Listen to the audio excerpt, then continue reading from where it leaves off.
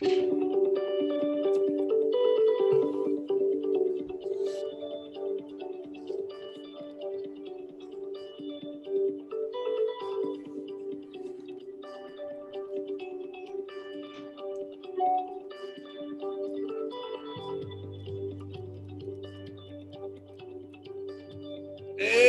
welcome back to the 4-Point Plan. I am JR, your host and a drug counselor in Los Angeles, California. It is Sunday, November 29, 2020. We are in the middle of the apocalypse or the coronavirus, and we are getting by, and we're staying sober, and we're staying clean, and we're doing it all thanks to the 4-Point Plan. Yeah, the 4-Point Plan. You guys know it. You love it. You can't live without it. It is. Go to 90 Meetings in 90 Days. Get a sponsor, get a home group, get a commitment. If you're confused, please visit our website, 4pointplan.com. Spell it out, 4pointplan.com. Go there and you can learn all about going to 90 Meetings in 90 Days, getting a sponsor, getting a home group, and getting a commitment. Listen, folks, I don't know if you're aware, but I am here with two of the leading minds in addiction treatment today. These are experts on recovery. They know more about recovery than you. I want to introduce them first. My friend Sean. Say hi to us, Sean. Good morning. Stay away from the zombies out there. That's right. Stay out of zombie land. And good morning, Guy. Good morning, everybody. The apocalypse cannot take us down. Look at Guy. He's all excited because it's early in the morning, and he loves being up early in the morning. He loves it. Oh, yeah. Before we start recording every week, Guy tells us, it's too early. Well, you're here anyways. And we're here to talk about the 4-Point Plan. It's important, man, because people are out there using like crazy right now. It's the holiday season. People like to get high during the holidays because they want to hide from their feelings, man. The truth is there's a lot of depressed people out there. And luckily, we are here. The 4-Point Plan guys are here to help you, so that you don't have to use. So you learn a positive way to cope with your feelings and not go get high. Because if you go get high now, man, chances are you're going to die. If you go get drunk now, chances are you're going to die. People don't even know how people die from using. But, I didn't understand that people could die smoking heroin. But I pulled a guy out of a car like a month ago who was fucking near dead from smoking heroin. I had a friend a couple years ago, man, I love this kid, but he smoked so much heroin they used to have to go to the dentist once a year and get this brown stain washed off the middle of his forefront teeth because he used to smoke so much heroin that it stained a fucking circle on his teeth. And sure enough, man, he ended up dying from smoking heroin. So, people don't understand, in the alcoholics, man, you never know what's going to happen to them. I remember going to detox, man. They bring the alcoholics in, and all of us heroin addicts would be sitting around sick to our stomach and getting the goosebumps and stuff, thinking we were sick. And then we'd see the alcoholic, and we'd be like, "Ooh, look at that motherfucker!" Because alcoholics come into detox real sick, man. Physically, they are on death's door. Some of them you see are jaundiced, their skin turned jello. A lot of them just look really confused. Like the alcohol has done so much damage in their brain that it looks like the lights are on, but no one's home. If you know what I mean, you look at them in the eye and it's like they're not even looking at you, man. And we'd sit there and detox and look at them, watch them. Sometimes they just fucking fall down and hit their heads. They could fucking die that way, or they'd fucking fall down and go into a seizure and start flipping around. Man, it's scary. I had a friend in the program who they found dead in his car. Well, actually, it was his van, because he dropped the keys to his van. He was sitting in the driver's seat. He was drunk as shit. He dropped the keys. He leaned down to try to find his keys on the floor of the van, and he got his head stuck underneath like an armrest or something, and he couldn't get back up, and he fucking suffocated. Like, this is it, man. You can get so drunk that you won't even be able to pick up your keys without killing yourself. This is a dangerous, deadly disease. Addiction and alcoholism are dangerous and deadly, and they can kill you. And so our effort here is to give you a life-saving plan, a plan that can teach you how to stay alive, man, and to not kill yourself with this disease. A friend of mine told me early in recovery, no addict ever needs to die from the horrors of addiction. And God damn it, I believed him, man. And so I have dedicated my life to that idea. No addict needs to die from the horrors of addiction. And me and my friends are here to try to help save some lives, man. That's what we're doing. So today, what I wanted to talk about, man, is how do you spot a relapse? Like, personally, for me, I am very pessimistic.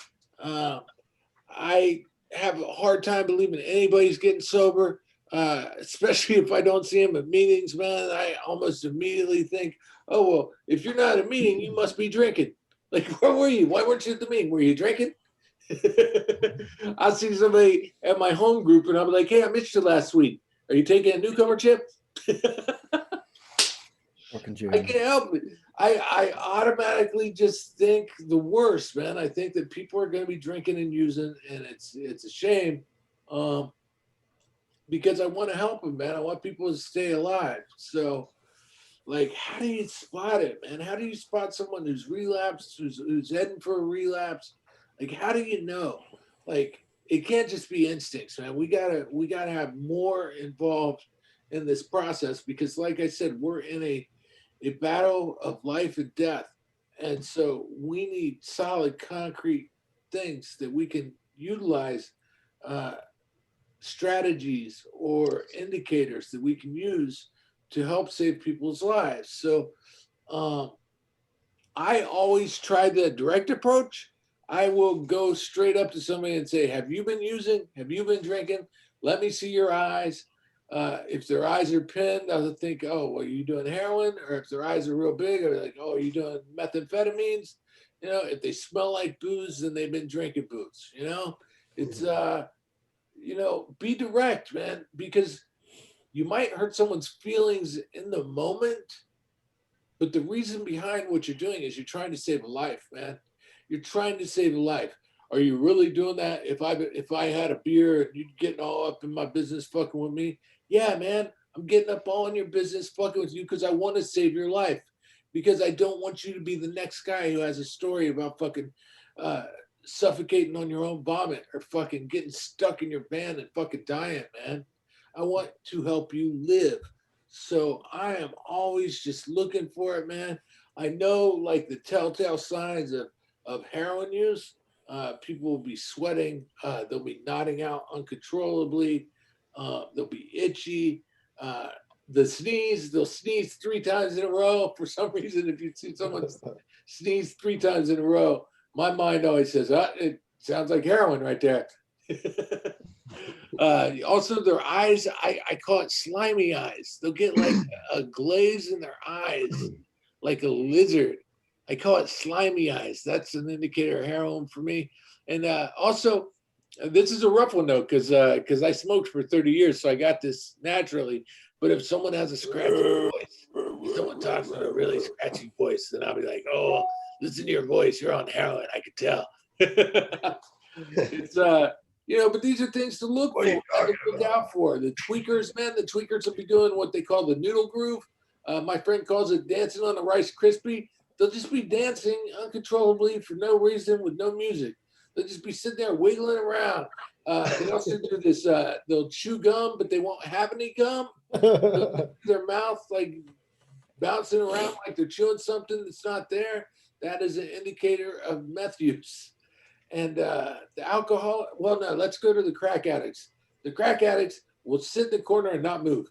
They'll be like all scared. They'll be thinking, if I don't move, they won't notice that I'm high on crack. No, you're not moving. That's how we know that you're high on crack, dumbass. And because you have a wind chime in your hand. Oh, I'm shaky. The alcoholics, how do we know when the alcoholics are drinking? One, they smell like it. 2, they're going to be louder. They're going to be more belligerent. For me, I get the indicator because people get shitty with me. Like they'll get like argumentative or maybe even like approaching violent with me. I had a guy come up and he looked at me, gave me a glare, and he goes, "I don't like you, motherfucker." I'm like, "Oh, that's good. Let's go over here." And then the one dude bumped me, chest bumped me, and I could smell the booze on him. I'm like, well, you're not tricking me. I could tell you've been drinking. That's why you're feeling all ballsy, all froggy. I get it. I understand. So we got to be able to see these signs, these indicators. But here's the thing, man. There's other things that we see. Like we see you heading for a relapse. We know, man. We know what the warning signs are if someone is heading for a relapse. And like I said, man, we dedicate our lives to helping people stay sober and stay alive. So we're gonna see these things and we're gonna confront you on it, man. We're gonna do what we can to try to help you and try to help save your life. And I'm not bullshitting you, and I know it sounds goofy and arrogant when I say it, man, but we're fucking experts. We're experts on recovery. Sean is an expert, Guy's an expert, JR is an expert. I am an expert on staying sober for 12 years. I fucking know how to do that as good or better than anybody else. I am a fucking expert on this shit. All right. I grew up in the world, man. I grew up around drugs. I was at the methadone clinic with my parents when I was a little kid. I met Nancy Reagan in the Just Say No program. I went to my first rehab when I was 16 years old. I broke out of my second rehab when I was 18 years or 17 years old. Um, I've been to rehab dozens of times, man. I've been to detoxes. And now, beyond my formal education, I'm a fucking expert on this shit. Now, God's grace, I've been able to pursue it into the educational field. And the reason I'm doing that is so that I can continue to have my voice heard and let people know, hey, I understand addiction and I want to help cure it, man. I want to help save fucking lives. Way too many people die of this thing. I don't have the numbers in front of me, but it's thousands. I think it's thousands every day now. It's horrific how many people die from fucking drugs, and I'm here to help. I'm here to help save some lives. So, what do we do, man? How do we spot a relapse? What can we do for a person who relapses? These are all questions that I'm going to pose to my friends here today. Sean, you want to kick us off, man? How do you know if a friend of yours is using again? Pre-relapse or have already relapsed. For me, I'm pretty observant with people's behavior and their body movements, and especially somebody who's close to my life and somebody that is active in my life. Like I had a friend relapse not too long ago. It was we were in treatment together, and he just stopped calling. He just stopped calling, and he's like, well, that's the first indicator for me is you lose contact with we were trudging buddies, and so his sponsor, he reached out to me. What the fuck is a trudging buddy? Whatever to call it, man. I don't know. Somebody who goes through treatment with you, somebody's righty brother, somebody who was going through treatment together, Oh, you mean a trudging buddy? Is that what I said? Budging trudgy? I mean, that was an indicator for me. I mean, I know GR hates this word, pre-relapse. He doesn't think anybody relapse until the bottle actually hits their lips. But, people who are, talking about self-pity talk, self-loathing talk, people are just always down on themselves and always negative, and they're on the verge of a relapse, if they don't get the proper help and, somebody to help them answer some of those questions they have or bring up their morale a little bit, they're probably going to relapse. I don't know. It sounds... Guy, what do you think? Well, you're talking about how do we know if they did relapse or if they're about to, like Sean said, JR talked a little bit about both of those. When they've already done it, you can usually tell they're acting hell of a lot different. But I think they start acting different beforehand from what I've seen. Like Sean said too, they disappear most of the time. They're not around. Or what JR you said in the beginning too, they're not at a meeting. They're not at a meeting, and if you stop going to meetings, that might be an indicator right there.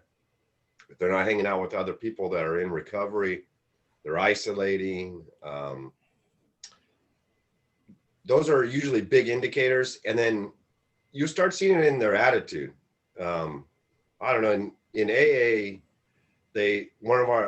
one of the quotes from the big book is resentment is the number one offender. So when somebody starts getting really angry about stuff, maybe it's maybe it's really true with the alcoholic, but I've seen it with that, with drug addicts, with everybody. When they start getting really angry about everything else in the world, that's usually a sign that they're getting ready to go out. And you know, when we start building up that anger and that resentment towards whatever it may be, it could be little teeny things at first, then it starts everybody around them in their lives. Oh man, it's like the relapse is about ready to pop off right then and there. Yeah, people's behavior for sure. Just, you know, especially people who you go to meetings with all the time. You know their behavior. You know their characteristic. You know their how they are. Next, you know, they're showing up to the meeting 5 minutes late, 10 minutes late. Next thing you know, they're pulling dollars out of the seven tradition instead of putting the money in. Oh, there's always one, you know, putting in a 5, taking out a 10. I was at a meeting one time, a meeting where the basket went all the way around the table, and when it got to the end, it was empty. And we were like, wait a minute, that's weird. And then we look up, and this couple that was sitting on the other side of the table, they were gone. Walking out the door. And we're like, wait, did they just steal the seventh tradition donation to get drug money? Did they come to a meeting to steal the money from the basket so they could go get high? Well, that's cool. Like I wasn't even mad. I was like, well, they took the money, which is fucked up. But, you know, maybe while they were here, they heard something. You know, maybe they saw something. Maybe, you know, maybe we planted another seed before they ripped us off and went and got high again. I don't know. Yeah, that's definitely an indicator. Yeah, I know someone's relapsing if they're stealing the seventh tradition. Yeah. I guess, yeah, that would be a number one, probably. So when you hear someone come to a meeting and they talk about a relapse, the most common story I've heard, and I've heard it almost every time, is, well, I stopped going to meetings and I stopped calling my sponsor. It became so common to hear that from a relapser that it became a joke to us. We're like, oh, you stopped going to meetings, stop calling your sponsor? Hey, man, what are you doing tomorrow? I don't know. I was thinking about I was going to stop going to meetings and stop calling my sponsor and see how that worked out for me. Fuck that guy. I'm stop calling that guy. Like that became the joke, man. Like, well, I just want to see what'll happen if maybe I just stop going to meetings and stop calling my sponsor. Because every person I ever talked to that said I stopped going to meetings and stopped calling my sponsor relapsed. So listen, whatever you do, go to meetings and call your sponsor. Fucking Sean, all the goddamn time. It's like, hey, JR, did you call your sponsor? It's like he's constantly reminding me. He's like, whatever you do, don't forget to call your sponsor because you got to stay clean. Yeah. You got to stay clean, do the 4-point plan. 90% of the time, I'm trying to be annoying too, though, for you. Oh, thanks. The other 10%, I'm trying to hold you accountable. Here I was. I thought he was trying to save my life this whole time. Just being annoying. Sometimes I feel like you're in pre-lapse mode. What's a pre-lapse mode? Whatever it is called. Oh, when you're right here, or those indicators. Yeah, I think JR. Relapse is when you draw the syringe up filled with heroin, and then you puncture the skin on your arm, and then you start pulling back on the plunger. That's a prelapse. And then when you push the heroin into your arm, that is a relapse. That's the actual relapse point. I told you the story about Brian, right? I knew a dude named Brian went to meetings with us on Friday nights, and after the meeting on Friday nights, we'd all go over to IHOP and get pancakes. It was delicious. Flirt with the waitress and hang out with our friends. There's like 12 of us every week. We were always there. And then one night we all left and Brian was standing in the parking lot. He watched each of our cars go out one by one until he was all alone left in the parking lot.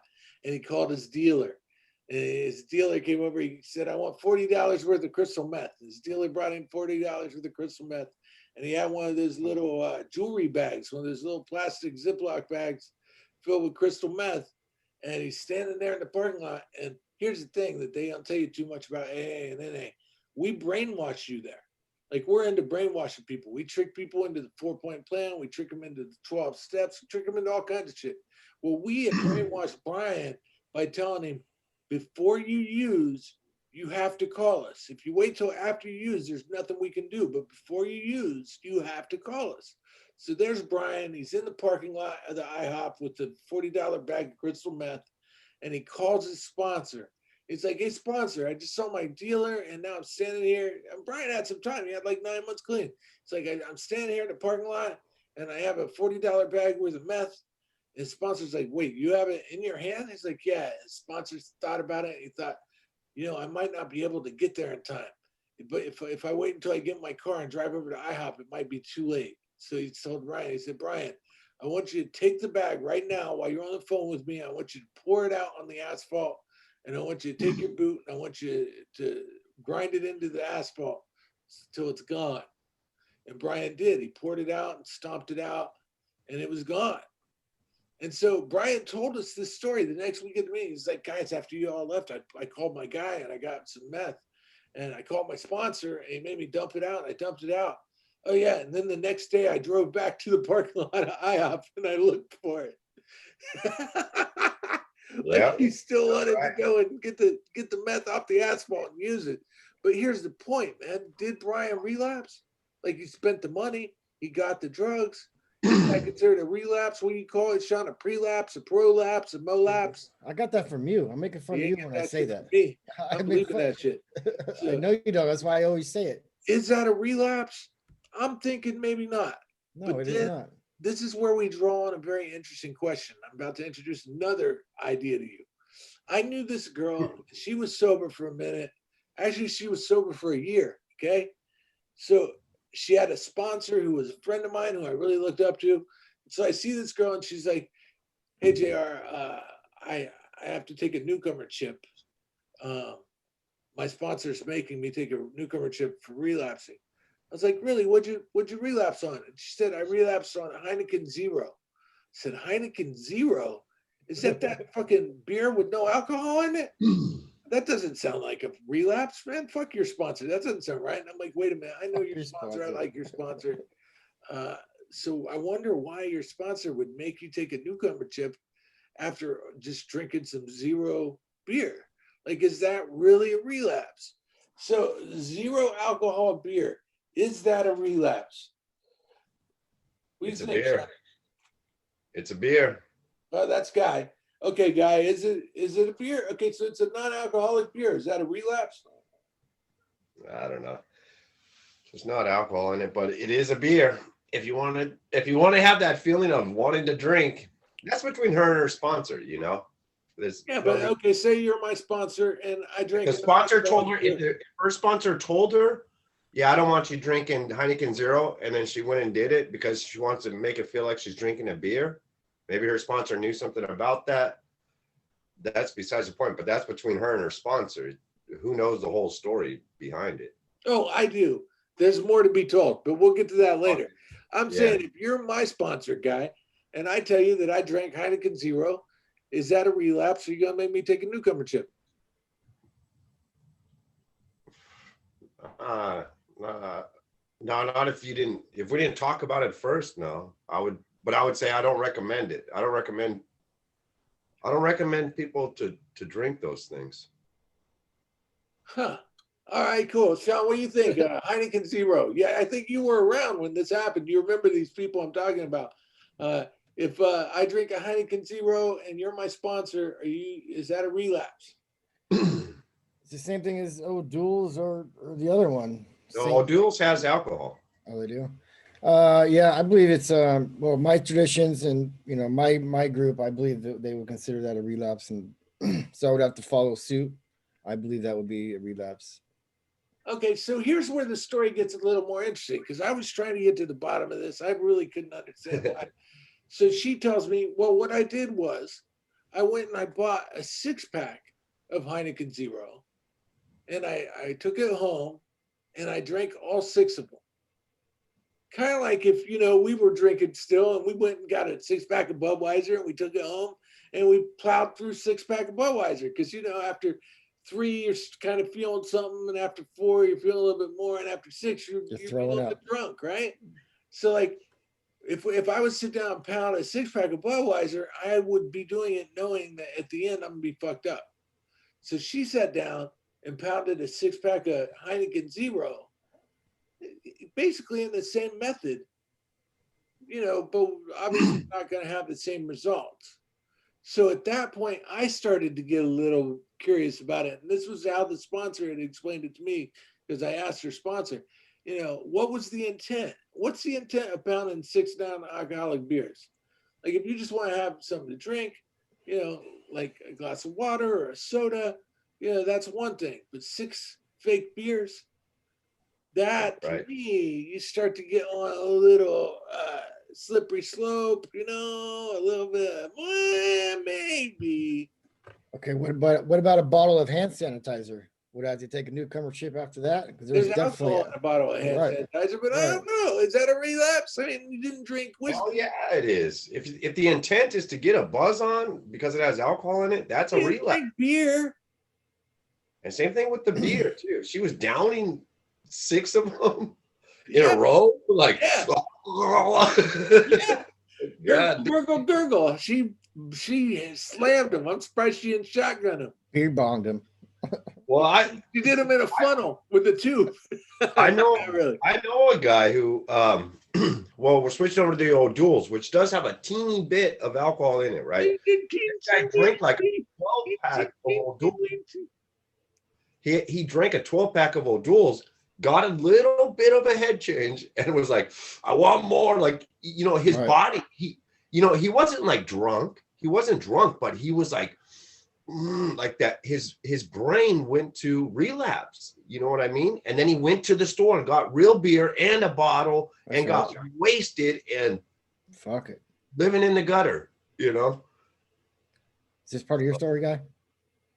No, but I believe I take heed to that story. Oh yeah, there's definitely something to be learned from these stories. So the next question I have when we're trying to figure out what's a relapse and what's not, Guy, you might not be able to speak to this, but Sean might have an opinion on it. What if you took and you had a syringe and you filled it with warm water and you injected a syringe full of warm water? Not pounding the cotton, because heroin addicts will often go back and use the cotton that they shot heroin or they filtered the heroin through, and they'll run water through it again to try to get any excess heroin off it to try to get high. That clearly a relapse. But if it's just just water, water in a syringe, and you stick the needle in your arm, you register, you inject it, is that considered a relapse? No, I don't think so, but it's damn near close to it. Why would you do that? Yeah, because the next step is filling up that syringe. Have you done that, JR, this week? Have I done warm water shots? Absolutely. Why would you do that? I don't get in sobriety. No, not in sobriety. Okay, so here's the thing, guy. You don't understand. Why would someone do a warm water shot? Yeah, I get it, but part of the addiction for an intravenous drug user is the intravenous use. It's not necessarily just the drug, but the idea of sticking a needle in your arm, seeing blood go into the cylinder, and then injecting that back into your arm. There's a high involved with that process. Oh, I get you, but exactly though, why would you want to even put yourself into that reminiscing stage? Well, with 12 years sober, I'm not likely to do it today. Okay. back when I was using, it's just dangerous it sounds dangerous for someone who has a week or 2 weeks. Yeah, no, I'm talking, I did it back when I was using, but I could see someone doing it, in recovery, because they were still addicted to the needle, maybe not as much to the heroin anymore, but still addicted to the needle. So if someone were to do a warm water shot, would we consider that a relapse? I may or may not have done that with Suboxone. Nice. Suboxone. I mean, I don't think we're allowed to say whether Suboxone is a drug or not, because we might get sued by the drug companies. So we'll just leave that one off the table for now. But injecting warm water, maybe not a relapse. You call your sponsor. I feel like my sponsor would call that a relapse. It's an addictive. I mean, yeah, it could become a problem though. If you keep doing it over and over, you're being addicted. It's a new addiction. It's a behavioral relapse. All right, cool. I'm glad you guys are here with me so far. Now, the next question, the next hypothetical scenario, is this a relapse or not? the next contestant on the game show, is it a relapse? Is it a half a joint? What about half a joint? Is a half a joint relapse? Why not a whole? Just got, Why look not a at whole that, joint? got a little half a joint, just a half a pinner, just a little half Yeah. a pinner. You barely pick Yeah. it up with your fingertips, right? And you're Yes. on it and you're toking on it. And you know, chances are you're not going to feel a fucking thing. You're going to toke down this half a pinner and it's not going to be enough weed in there to even get a fly high. So you put it out, or why don't you smoke the whole thing then? What are you Don't talking get about? me Put it high. out. You burn your fingertips, brother. You get the fucking hemostats out. But you said half a joint. You smoke that roach until it's no longer an ant. I remember that one. Yes, it's a relapse. What? But what if you don't feel nothing? Then you got burnt. Right. So you smoke this, you don't get high. Is it still considered a relapse? Absolutely. Some guy came in to test. We were at work, and he's like, "Oh yeah, I relapsed." And I said, "Well, you had to talk to your counselor." He talked to his counselor, got on a contract for his behavior. I went in there, tested him to document the results. He was clean. I'm like, "Well, buddy, I was like, you just got burnt." I was like, "See, Okay, because the so stuff you get just the stuff you bought was weak." I smoke a half a joint and it doesn't even show up on a drug test. I don't even get high. Is that considered a relapse? There's too many different variables here, Jr. Yes, absolutely. The intent was there. Oh, very nice. So Sean comes up with the explanation that it is a relapse because of your intent. So if your intent is to use and get high, what's your intent when you're shooting a warm water shot? What is your intent when you're chugging 6 non-alcoholic beers? What is really your intent? To get loaded. So Yeah. to alter your body or your mind in some way, some form, some feeling or euphoria feeling or whatever. To go back in time. It's the same thing. It's the same thing if you go out to dinner and you accidentally drink somebody's soda that happened to have vodka in it. If your tent wasn't there. I know a couple of people this has happened to, and they did not have to start their sobriety dates over. Oh, so if the intent's not there, then it's cool. Are you Like if you a lawyer? accidentally drink someone else's rum and coke, you're fine. Yeah, as long as you don't If you continue to smoke drink it. a Yeah, cigarette, don't drink the whole thing though. Yeah. If you smoke a cigarette, it's got sherm on it. The intent is not there. Don't just All keep right. on drinking it. so get this, I got a new story for you. Okay. Oh, Fella comes in, his drug of choice is heroin and meth. Okay, he likes to do heroin and meth together. That's his get down. That's his jam. All right, he comes in. I drug test him. He's positive for heroin and meth. I'm like, yo, bro, what happened? You know, you relapsed. He's like, I didn't relapse. I swear to God. I'm like, wait a minute. You like heroin and meth, and this drug test says that you did heroin and meth, and you're telling me you didn't relapse. How do you explain this? Well, he came up with an explanation, all right. He said, well, JR, here's the deal. I used to be prescribed Adderall.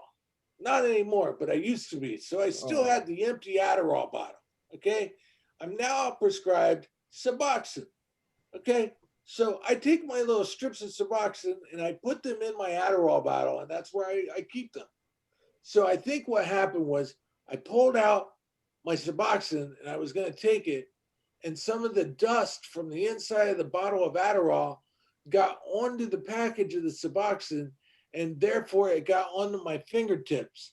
And I licked my fingertips, and it was Adderall dust. So I didn't relapse. I just licked my fingers and got some Adderall dust on them. I said, okay, well, how then do you explain the heroin? He's like, oh, okay. Have you ever had a heroin cigarette? I said, excuse me, no.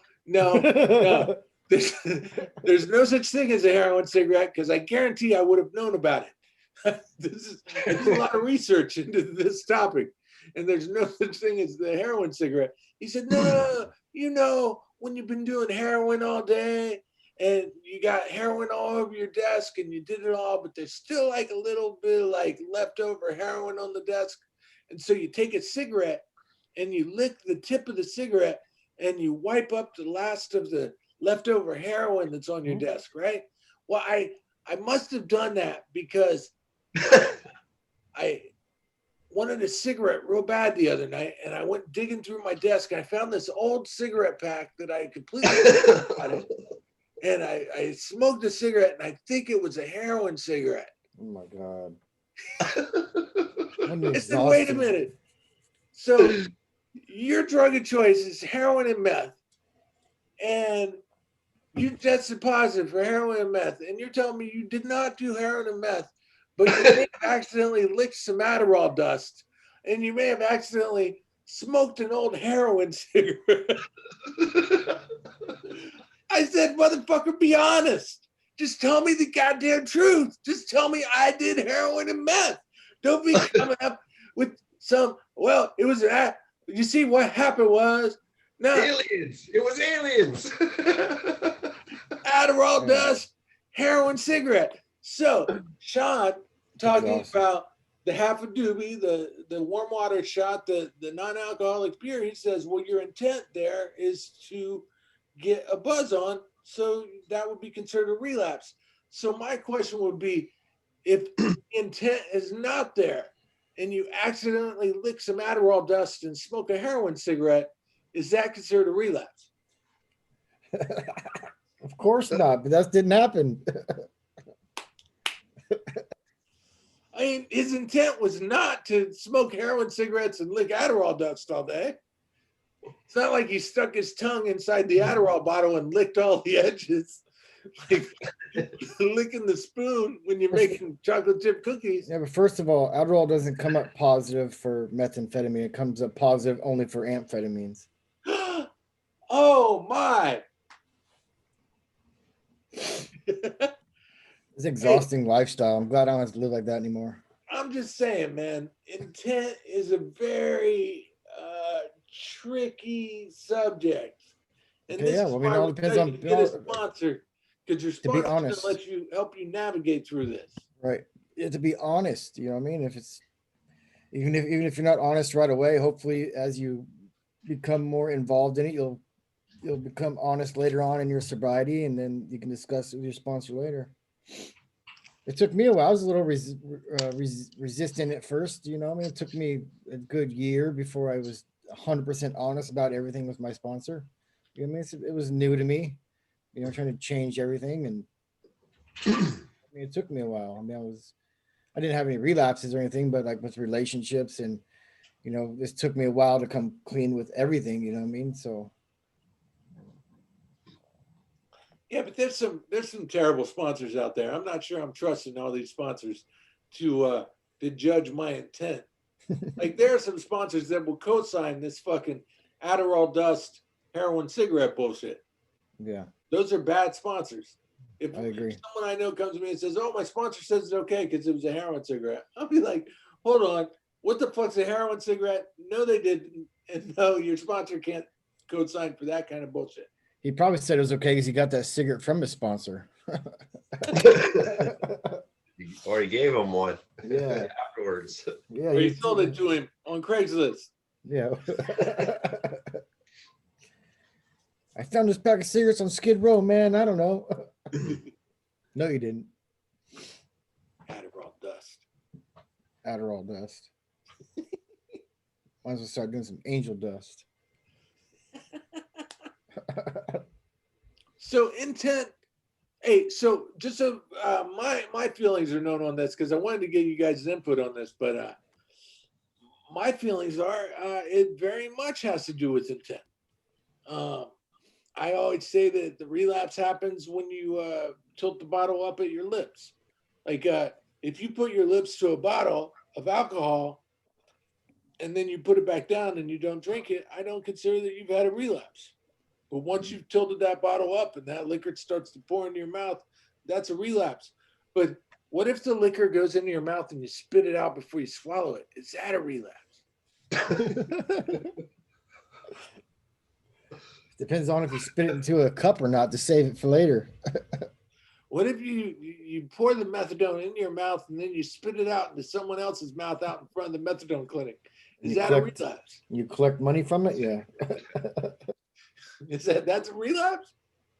Maybe, because there could still be residual methadone that stayed behind in your cheek and gums, and you might have got a little head change from it. Right. What if you have your friend blow the heroin smoke into your face like a shotgun? Is that a relapse? I mean, if I didn't actually put the straw in my mouth. The intent is there, yes. Yes. So back to intent. It's all about intent. All right, so if I do a warm water shot, the intent would not be to get high, because if I intended to get high, I would put heroin in that warm water. So the Right. intent would just be to feel that sensation of warm water being injected into my veins. Or to actually see the blood mixing into the needle. Yes, Because a that lot of part people, too. Because there's a lot of sickly people- enough, I enjoyed that. I mean, there's lots of people who, like, when I test them at work, they're like, oh, well, I was in a car with 4 other people and they were hotboxing it. I'm like, first of all, why are you in the car with people who are hotboxing it? Why are you letting people smoke weed around you? You're supposed to be in recovery. You tell them put that shit out. How much weed, how much secondhand smoke is going to take from dirty? I'm like, well, if you pop up dirty, it's because you smoked. Yeah. Oh, I love the weed one. Hey, so in my experience, the only people that test positive for weed are people who smoked weed. Or ate weed. Well, back in the day, yeah. Yeah. So what about this one? What if I take a syringe and I fill it with heroin, right? And on the plunger, I put super glue and I stick that syringe to the ground, right? And say I do that with about 100 syringes of heroin, right? And then I take a unicycle and I ride the unicycle through the syringes of heroin. Now, Yeah. I don't have any experience riding a unicycle. Oh my God. But say I did already this, unicycle. and I fell off the unicycle, and the syringe of heroin punctured me and injected heroin into me. But that was not my intent. I just intended to ride the unicycle through the syringe. Sounds like a Saw movie. Sounds like a Saw movie. Just so you know, I put a lot of thought into this. Oh my God, that was funny. I have put a lot of thought. Your Because intent was there. If you put a lot of thought into that scenario, then that was a relapse. You should probably call your sponsor. all right, my computer's telling me my internet connection is unstable. Hopefully, I don't lose you guys. Okay. Mine's bad. I got to get off pretty soon. I got to go to give Doug his first year cake. Oh, you sponsored a guy and he got a year clean. Yeah. That's about it. No intent with Doug. I mean, He's not been drinking no What non-alcoholic was the whiskey. question? What did you ask me? I don't know. If I said his name, I didn't know if I was supposed to or not. He's Hey, what about shot glasses of Mountain Dew? Is that a relapse? Shooters. shot glasses of Mountain Dew. Be careful. What if I go to TGI Fridays and I order a blue Hawaiian, but with no rum? You're pushing it. What about Jello shots minus the shots? Yeah, just shot glasses full of regular Jello. Where's your sponsor? You taking his cake at? It's a Zoom meeting. At 9 a.m., right? No, at 8. Oh, is it at 8? Oh, damn. All right. Well, cool. We'll wind up here in a minute. Very excited to talk about the potentials and the possibilities and intent and what's not intent. And is it okay to do this? Not okay to do that? Listen, here's what it comes down to, man. If you don't pick up, you won't get loaded, right? Brian calling his fucking dealer and having him bring a fucking bag of meth to the fucking IHOP was a bad idea. Don't do shit like that. Don't put yourself in situations that might get you high. I remember I had a year clean, man, and I went and visited my friend in Ohio, and he had me hang out with his wife while he was at work. He was like, I'll be at work for another hour. Go hang out with my wife. Well, his wife's like, hey, wait here for me, JR. I got to go see a guy. And she runs up. She comes back like 10 minutes later. I'm like, what the fuck? And then she's like, hey, I got to go to a bathroom.